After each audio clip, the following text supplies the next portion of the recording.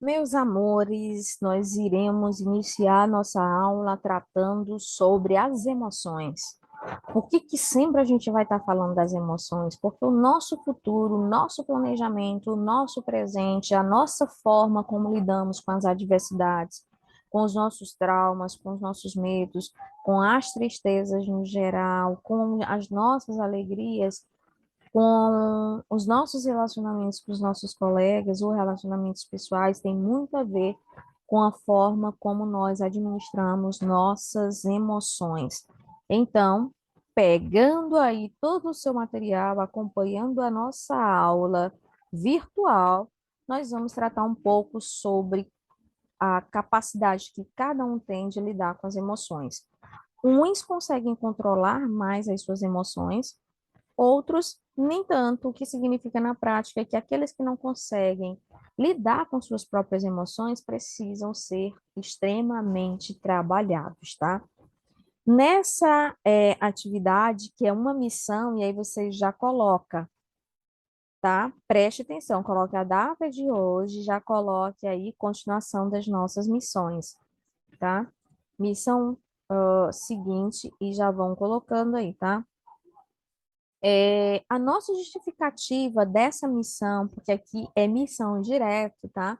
Nós iremos tentar passar para vocês um pouco de como que nós devemos fazer para reconhecer as emoções que são individuais, a forma como cada um sente as coisas é diferente, a forma como cada um reage diante de traumas, diante de decepções, diante de alegrias. Então, como cada um reage é diferente. Então, reconhecer que as emoções são parte constante de nossa vida, nós iremos continuar vivendo o tempo todo com emoções. Como você vai expressar, como você vai lidar com elas, é que cada um precisa ter um equilíbrio, um ponto de apoio, né? Reconhecer que as emoções são parte constante de nossa vida e saber como lidar com elas é uma tarefa complexa ou uma tarefa complexa. Exercitar maneiras de lidar com as emoções é um recurso muito importante para conseguirmos saber o que desejamos e nos planejarmos para alcançar esses desejos. Ou seja, na prática, tudo o que eu planejo precisa vir com aquele desejo, né? Com aquela força de vontade. Não adianta você só planejar, porque alguém está te influenciando a planejar algo. Você tem que desejar aquilo que vem de dentro de você, aquilo que vem do mais íntimo de você, é mais verdadeiro e traz mais paixão. É aquilo que você faz com todo o amor para alcançar os seus objetivos. Então, essa missão tem como objetivo reconhecer a importância das emoções na construção do projeto de vida de cada um. E vocês vão escutar cachorros latindo, tá? Normal, tá, gente? Normal. Tanto cachorro de fora como cachorro aqui. Aulas virtuais tem sempre isso, tem sempre disso, tá? Então, sigamos. Aqui nós também trabalhamos as competências gerais e nossas habilidades, tá? E prestem bastante atenção. Então, vamos nós. Num pedaço de papel, preste atenção. Só que aqui, pessoal, nós estamos no nosso modelo, então aqui ninguém vai usar um papel A4, que é um papel em branco, então você pode usar o seu caderninho, o seu lapisinho e a sua caneta, e vocês prestem atenção nos comandos, tá bom? Neste primeiro momento, você lerá individualmente um texto sobre o filme Divertidamente. Presta atenção. Quem tem plataforma de streaming, é um filme lúdico, é um filme que parece assim ser filme de criança, mas ele tem uma mensagem muito linda a passar para cada um de vocês. Quando eu falo vocês, é porque eu estou dando aula para vocês, mas o filme ele passa uma mensagem para todos nós. Esse texto apresenta algumas ideias a respeito de memórias e emoções, como nós lidamos com as nossas frustrações, com os nossos medos, com as nossas incertezas. Vamos aí com muita calma. No filme, Divertidamente, é, eu já ia contar, né, gente? Porque o filme é fantástico, tá? Se a gente tiver um certo tempo em sala de aula para passar esse filme, talvez eu leve ele para a sala, mas é mais difícil, tá? Mas sigamos. Coisas que o filme divertidamente ensina sobre o cérebro e as emoções. O filme Divertidamente conta a história de Hailey, uma garota de 11 anos que enfrenta uma série de mudanças em sua vida. O enredo se desenrola dentro da cabeça da menina, ou seja, tudo está no seu subconsciente, tudo está no subconsciente dela, onde 5 emoções são afloradas. Quais são as 5 emoções? Alegria, tristeza, medo, raiva e nojo. São responsáveis por processar as informações e armazenar as memórias. E aqui, pessoal, no filme, essa menina de 11 anos, ela vai ter que saber o exato momento de utilizar essas emoções. Só que aí é que está o problema. Porque quando a gente faz análise na nossa vida real, muitos não conseguem administrar a alegria. Tem pessoas que são alegres e tem aqueles que já são alegres demais. Tem aqueles que vivenciam a tristeza, mas já mostra para todo mundo que é mais triste do que todos os outros, como se todas as pessoas vivessem só um momento alegre. O medo, tem pessoas que têm medo demais, outros que têm menos, e outros que dizem que não têm medo de jeito nenhum. Olha, olha o quanto nós precisamos ter um equilíbrio. Não existe essa perspectiva de as pessoas não terem medo de nada. Nós temos medo. A gente não pode ter ele de mais e ele de menos. Nós temos que ter um medo razoável das coisas. Raiva, tem pessoas que vivem com raiva, vivem externando suas angústias, suas inquietações nas costas dos outros. Pessoas que não gostam de outras e vivem afrontando os outros. Da mesma forma, que a gente até brinca, né? São serpentes em formato de seres humanos. Externam suas frustrações, suas angústias, seus venenos. As pessoas externam seus venenos para os outros, como se os outros tivessem a obrigação de serem envenenados pelo teu veneno. E prestem atenção, às vezes a gente brinca, né, nas nossas aulas. Nós temos em sociedade inúmeras serpentes, inúmeras cobras. E quando eu falo sociedade, essas cobras peçonhentas, né, que muitas vezes são personificadas, vivenciam a ideia, né? Quando eu falo personificada, são pessoas que têm comportamento de peçonhas, né? De cobras peçonhentas, que têm venenos. Pessoas que são venenosas, falam dos outros, externam sua raiva nos outros, nos colegas. E aí, quando a gente vem para o nosso ambiente de trabalho, né? Pessoas que não gostam de professorizar e se unem com outros que também não gostam para difamar professor A, professor B. Ah, não, diretor A, diretor B, secretário A, B, C, político A, B e C, externam suas raivas. Eu não estou dizendo, pessoal, que em alguns momentos as pessoas não podem ter suas é, análises acerca de determinados comportamentos, mas tudo precisa ser dosado. A alegria, a tristeza, o medo, a raiva e o nojo precisam ser dosados, porque senão causam um verdadeiro transtorno em sociedade. E quando a gente fala de sala de aula, ambientes escolares, as pessoas precisam entender que ambientes escolares precisam ser saudáveis, extremamente saudáveis, porque se eles forem ambientes hostis, podem acarretar o quê, pessoal, na prática?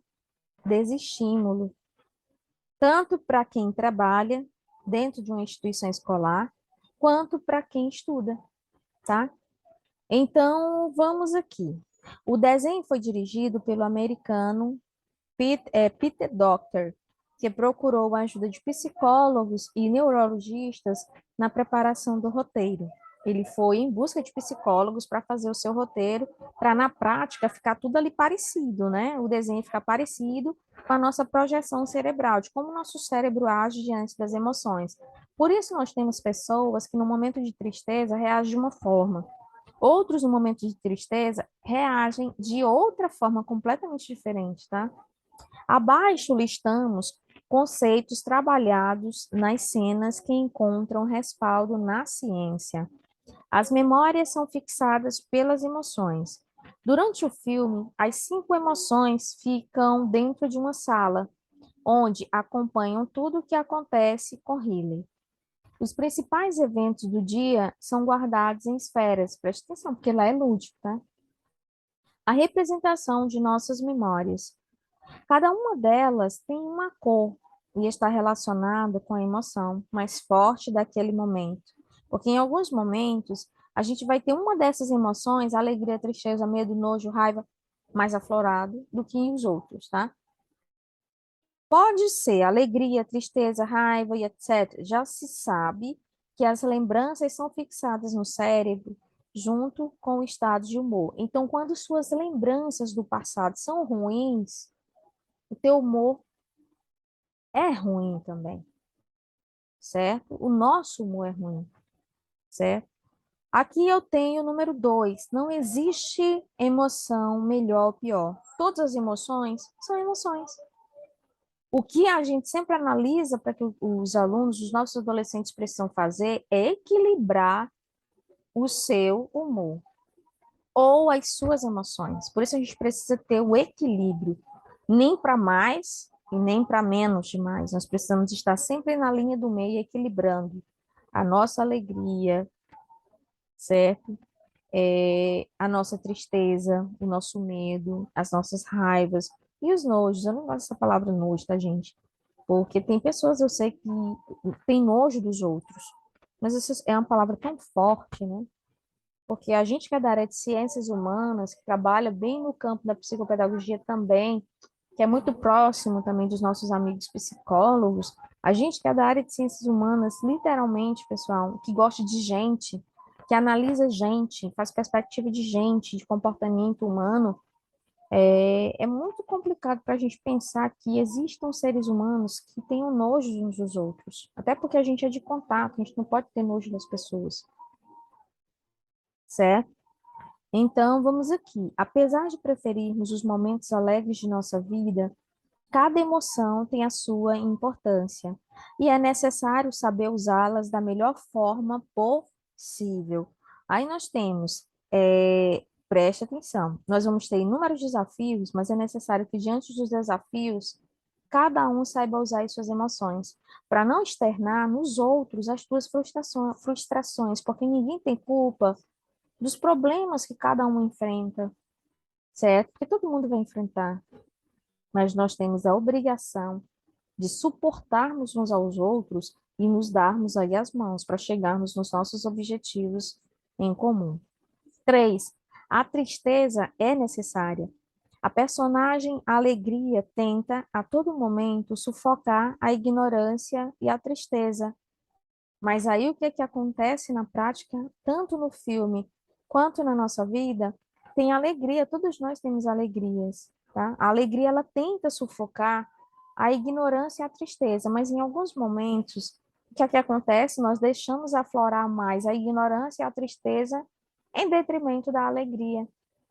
E a vida da gente tem mais sentido quando nós demonstramos alegria, um espírito alegre, pessoal.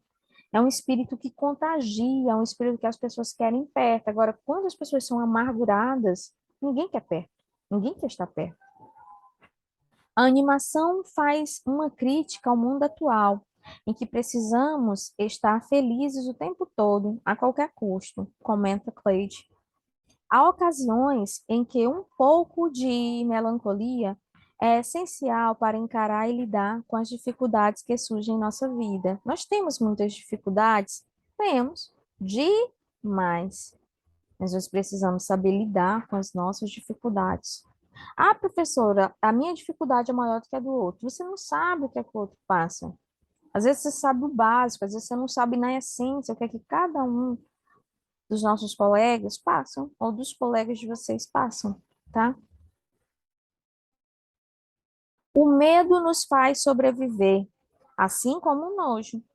Essas duas emoções nos livram de grandes enrascadas, principalmente o medo.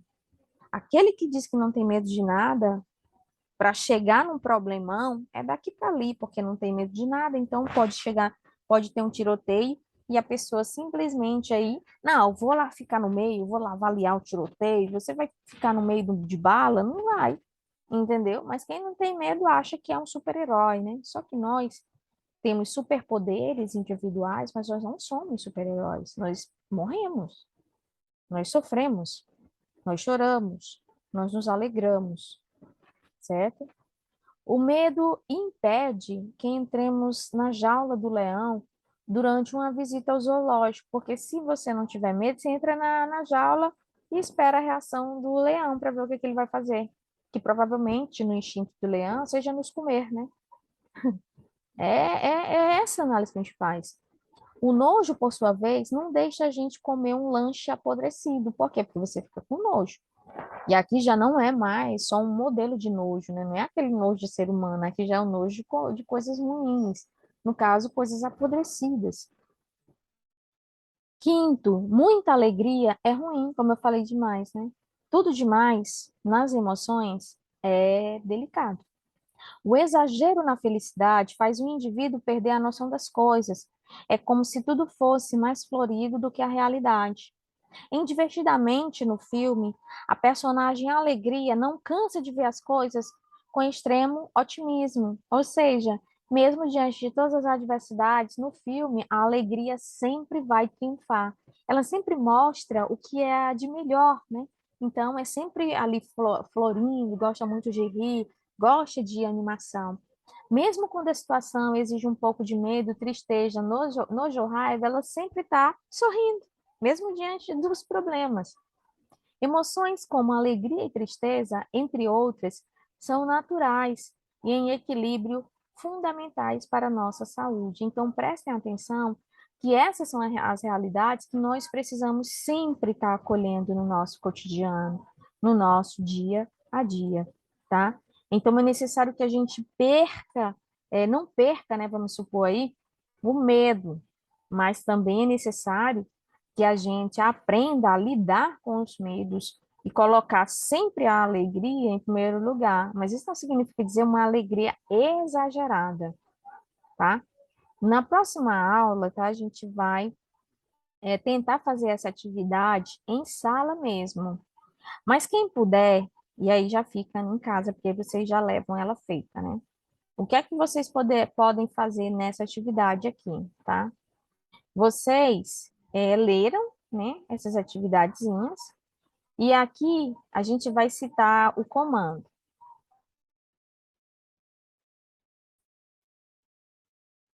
Aí aqui, pessoal, a gente só conclui, tá? 6. A raiva impede injustiça.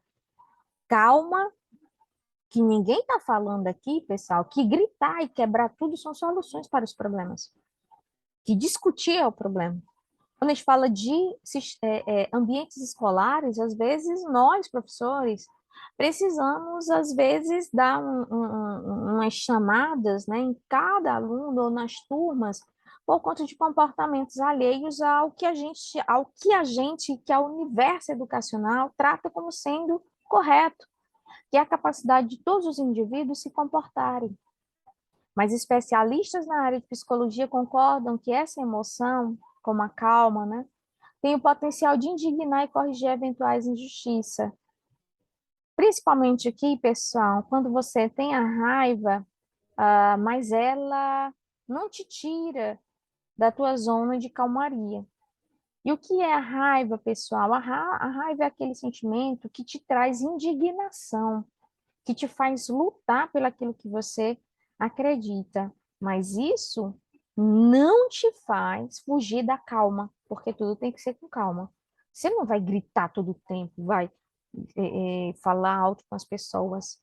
Nós, em sala de aula, quando para conseguirmos fazer com que turmas e alunos se aquietem, às vezes é necessário a gente puxar as orelhas, mas se todos se comportassem, né, aí a gente não puxaria as orelhas.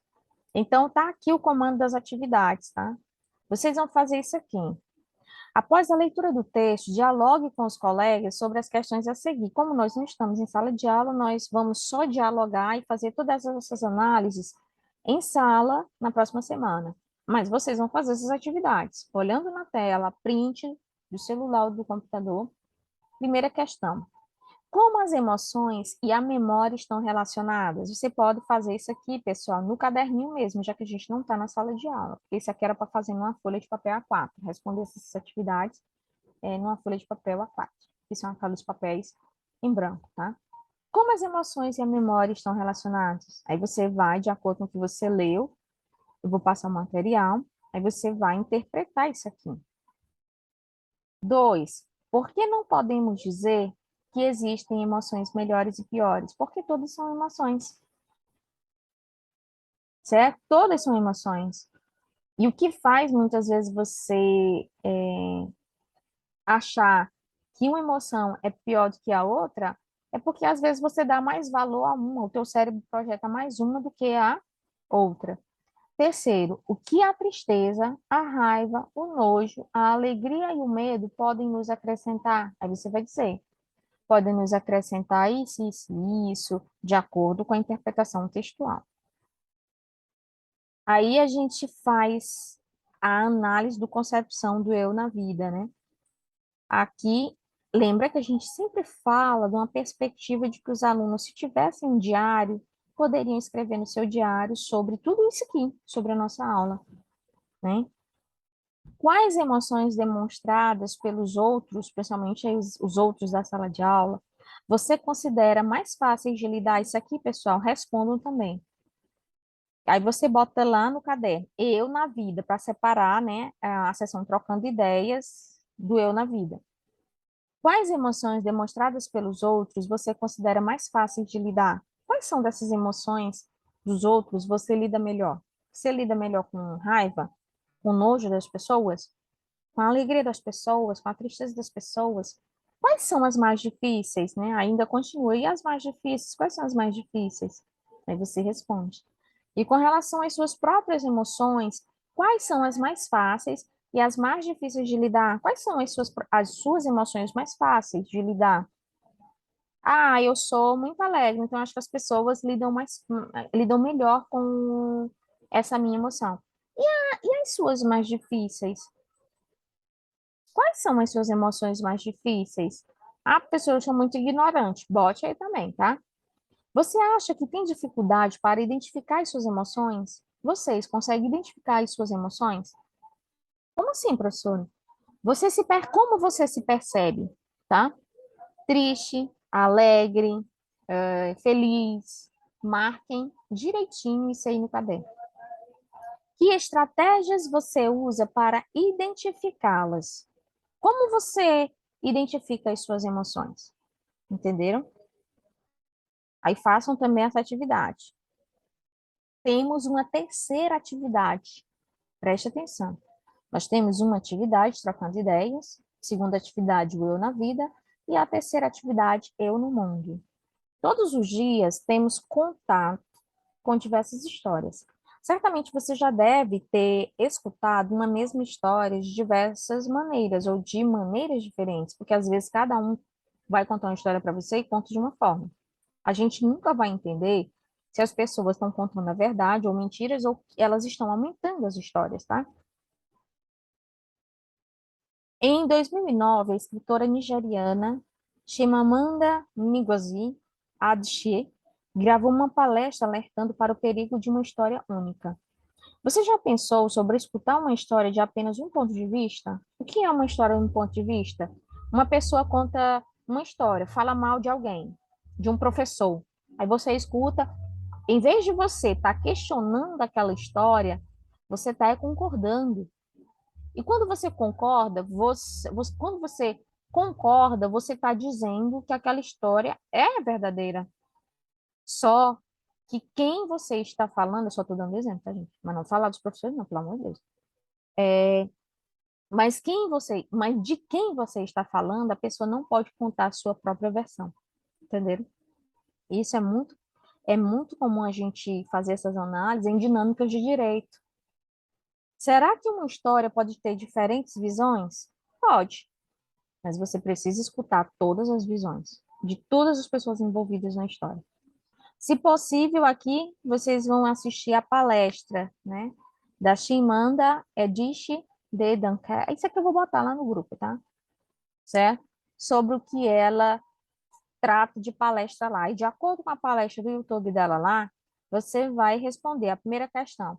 Qual a importância de saber que as histórias não são únicas? Porque a partir do momento em que você percebe que as histórias não são únicas, você vai dar voz àquelas pessoas do qual você está falando. Você não pode estar falando das pessoas sem dar o direito das pessoas de se defenderem. Isso serve para a família, serve para a comunidade. Você não pode estar falando das pessoas sem dar o direito das pessoas se defenderem. Dois, no vídeo, Chimamanda afirma que uma única história pode criar estereótipos e que esses estereótipos podem não ser mentira, mas certamente são incompletos. Então, toda história, nem sempre ela é completa. E você precisa estar escutando a verdadeira história e todas as pessoas envolvidas naquela história. É aí que surgem as fofocas, que é a coisa mais terrível existente na face da Terra. Porque as pessoas passam simplesmente a achar que fofoca é normal, que é natural. A gente não pode naturalizar o que não presta, o que é ruim. Você concorda com a Chimamanda quando ela diz que uma única história pode criar diversas formas de serem contadas? E aí, pessoal, presta atenção. Muitas histórias podem não ser mentiras, mas a forma como elas são contadas podem se transformar em mentiras, porque quando elas não são contadas na íntegra, elas podem causar prejuízos a quem está ali sendo falado, analisado. Quem fala, até tudo bem, mas e quem é falado? Tem poder de se defender? Está entendendo o problema? Então, respondo essas três atividades aí. Do mais, a gente fica por aqui. Um abraço, tá? E eu vou postar o link aí da palestra dela no YouTube para vocês responderem o Eu no Mundo. Um abraço e fiquem com Deus, tá? Tchau.